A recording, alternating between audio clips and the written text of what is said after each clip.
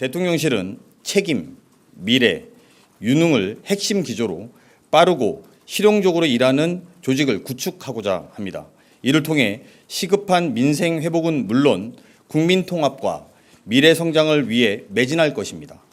이에 걸맞는 조직 개편으로 책임성을 강화해 국민께 신뢰받는 대통령실을 만들어 나가겠습니다. 예, 대통령 비서실이 3실장 7수석 1보좌관 체제가 됐습니다. 이게 어떻게 개편이 된 건가요? 일단 3실장 체제는 전임 윤석열 정권하고 같습니다. 수석이 하나가 늘었는데요. 그것이 바로 AI 미래기획 수석이 늘었습니다. 한 자리가 늘었는데 AI 부분은 지난번 대선 기간 중에 이재명 당시 후보가 상당한 그 국가적인 투자를 하겠다고 공약했던 부분이고, 사실 지금 국제 간 이 치열한 경쟁 속에서 AI를 누가 선점하느냐에 따라서 국가의 운명이 좌우된다고 하는 만큼 중요한 분야잖아요. 그렇기 때문에 대통령의 의지를 보여주는 장면인 것 같고요. 그리고 지금 3실장 플러스 또 지금 보좌관이 한 명이 생겼는데, 이 보좌관 직급이 장관급이에요. 그만큼 상당히 비중을 둔다는 것인데, 아마 이 보좌관이 외교 안보 보좌관이 될 겁니다. 그렇기 때문에 이와 관련해서 지금 거론되는 인사가 김현종 전 통상교섭 본부장이죠. 그러니까 우리나라가 지금 미국과의 관시 협상, 이 부분이 가장 중요한 문제이기 때문에 이거를 아마 따로 떼서 김현종 전 통상본부장에게 맡길 가능성이 점치지고 있고요. 또 하나 이 조직 개편에서 두드러지는 것은, 경제수석은 원래 이전 정권에 계속 있었잖아요. 그런데 이번에 경제성장수석이에요. 이름을 바꿨어요. 그런데 성장이라는 이 단어를 굳이 넣는 이유가 뭘 거냐. 아무래도 이재명 정부 하면 분배와 평등, 이쪽에 치우치다가 성장을 놓치는 거 아니야? 우려 있는 것들이 있을 수 있는데, 지난 대선 때 상당히 중도 실용주의로 나는 국민들을 먹고 사는 문제에 천착하겠다고 이야기했던 만큼 상당히 의도적으로 성장이라는 이름을 넣었다는 것이 주목되는 것이고요. 그리고 여성가족비서관을 성평등 가족비서관으로 바꿔서 부활을 시켰습니다. 과거 윤석열 정권 때 여성가족부 폐지를 하겠다고 공약을 했기 때문에 관련 비서관을 없앴거든요. 그런데 그 비서관이 또 복원이 됐고, 또 하나는 국정기록 비서관을 또 부활했다는 겁니다. 사실 노무현 정부 시절부터 국정기록에 대한 중요성을 계속적으로 강조를 해왔는데, 아마 보수 정권으로 넘어가서 윤석열 정권 때는 그것을 없앴던 모양입니다. 그런데 그걸 바로잡겠다고 지금 해서 이 정도가 아마 조직 개편에서 두드러지는 특징이라고 할 수 있겠습니다. 예, 이번 대통령실 개편에서 가장 좀 큰 폭의 개편이 이루어졌다고 할 수 있을까요? 바로 정책실이 아닐까 싶은데, 아무래도 경제정책을 아우르는 정책실이기도 하고 해서 신설되거나 좀 개편되는 부분들이 많은 것 같습니다. 네, 그렇습니다. 보통 이제 진보 정권이 정권을 잡으면은 분배에 초점을 맞춘다고 많이 얘기하잖아요. 그렇지만 이번 이제 그 경제 참모들의 어떤 진용을 면면을 이렇게 유심히 보게 되면은 사실은 성장에 굉장히 큰 방점을 뒀다. 우리나라가 왜 이렇게 잠재 성장률이 계속 낮아지고 있느냐. 이 잠재 성장률을 끌어올리기 위해서는 도대체 뭐가 필요한 것인가라는 걸 갖다가 대통령은 충분히 인지하고 있는 것 같고요. 그래서 아까 그 교수님 말씀처럼 경제수석이 아니라 경제성장수석이라는 이름을 붙였고요. 그다음에 두 번째는 이제 AI 미래기획수석입니다. AI를 통해서 잠재 성장률을 끌어올리고, 여기서 미래기획이라는 건 결국은 한국의 어떤 국가 전략 산업들, 그 부분은 반도체도 될 수 있고요. 바이오도 될 수가 있고요. 배터리도 될 수가 있겠죠.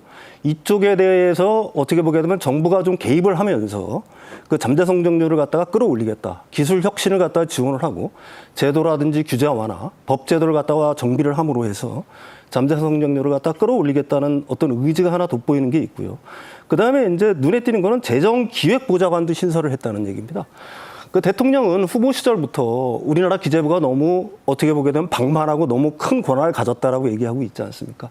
그러니까 예산 편성권 일부를, 지금 기재부가 장악하고 있는 예산 편성권 일부를 대통령실이 좀 가져옴으로 인해서 그 재정을 갖다가 투명하게 좀 관리를 하고요. 그 다음에 이제 그 이재명 정부 하에서 이제 초기에는 단기적으로는 사실은 재정 확대 정책을 써야 되는 거니까, 그런 부분에 대한 어떤 그 의지? 이걸 갖다가 사실은 읽을 수도 있다라고 보고 있는 거고요.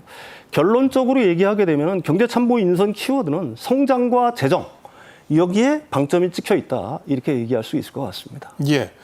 그 앞서 개편 결과 말씀드릴 때 이제 저희가 7개 수석의 자리가 있다고 말씀을 드렸는데 이 네네. 중에서도 가장 먼저 경제 분야 수석들의 면면이 먼저 발표가 됐습니다. 결국은 네. 경제와 민생을 최우선으로 생각하겠다는 철학이 반영된 게 아닌가 이런 생각이 듭니다. 예, 그렇습니다. 정책실장의 김용범 전 기획재정부 1차관이죠. 근데 이분의 이제 이력을 유심히 보게 되면은 코로나19 당시에 사실은 주무부처에 그 어떻게 보게 되면은 그 경험한 인사잖아요. 그러니까 민생 위기를 갖다 완전히 어떻게 보게 되면 극복을 했다 이렇게 볼 수가 있는 거고요.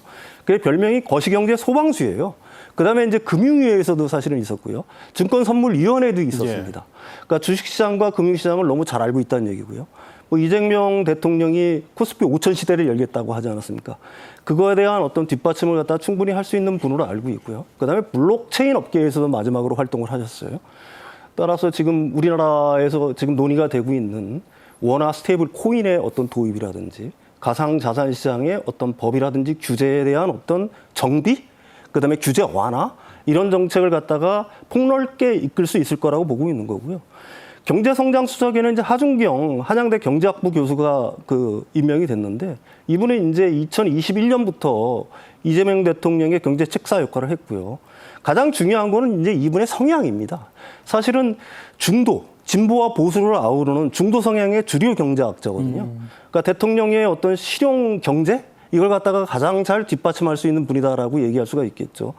뭐 이재명 대통령은 사실 후보 시절에 그 김대중 대통령의 정책이면 어떠냐. 그다음에 박정희 대통령의 정책이면 어떠냐. 우리한테 이루어오면 된다라는 거지 않습니까?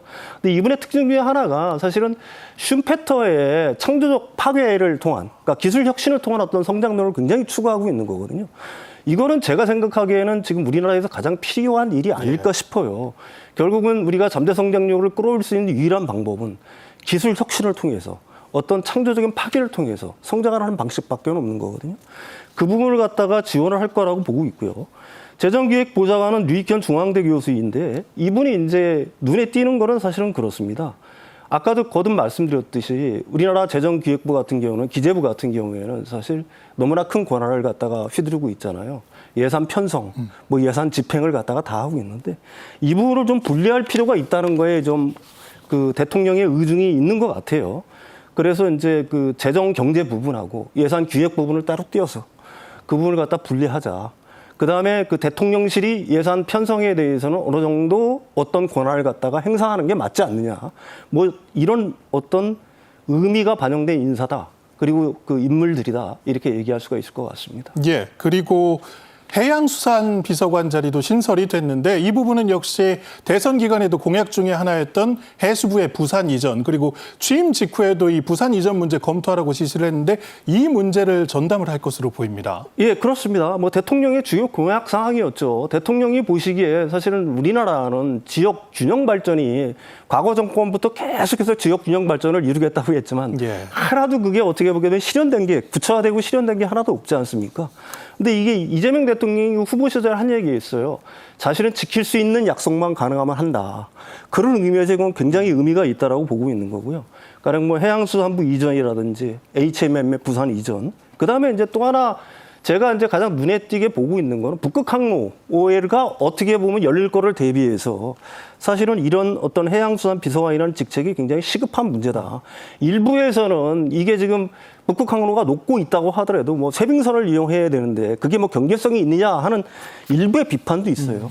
그렇지만 미래는 아무도 알 수 없는 거고요.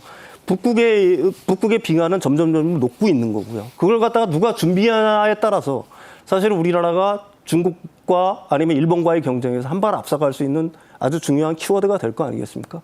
그런 의미에서 대통령의 지역균형 발전에 어떤 의지가 담긴 어떤 인사다 이렇게 얘기할 수가 있을 것 같습니다. 예.